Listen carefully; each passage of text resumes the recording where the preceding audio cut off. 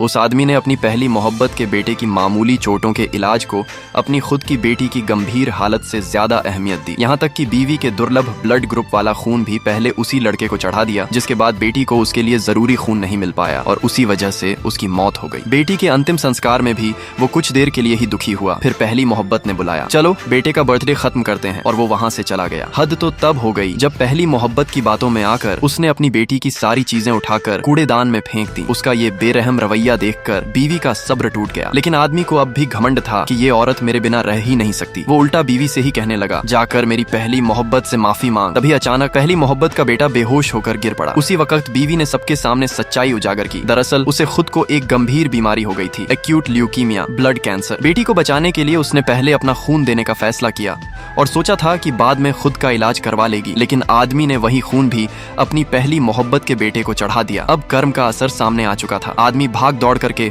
लड़के के इलाज के लिए पैसे जुटाना चाहता था, लेकिन बीवी ने उसके सारे बैंक कार्ड फ्रीज करवा दिए थे। लाचार होकर वो बस अपनी पहली मोहब्बत को दिलासा देता रहा और घमंड से कहने लगा, मैं डॉक्टर हूँ और अपनी स्किल से फिर से पैसा कमा लूंगा। वो भागकर डीन के ऑफिस गया ताकि ज्यादा सर्जरी लेकर एक्स्ट्रा इनकम कर सके, लेकिन वहाँ क्या देखा, बीवी पहले से मौजूद थी और उसके पास सबूत थे कि उसकी लापरवाही की वजह से उनकी बेटी की मौत हुई थी। हॉस्पिटल ने इन्वेस्टिगेशन किया और उसके सारे गुनाह साबित हो गए। अब वो आदमी और उसकी पहली मोहब्बत दोनों को पूरा अस्पताल और समाज नफरत की नजर से देखने लगा। कुछ ही समय बाद वो चोरी छिपे अपनी बीवी की कार ले गया ताकि उसे बेचकर पहली मोहब्बत के बेटे का इलाज करवा सके, लेकिन तभी पहली मोहब्बत ने उसे कार में बैठा देख लिया। उसे लगा कार में उसकी बीवी है और उसने बिना सोचे समझे गाड़ी को फुल स्पीड में ठोक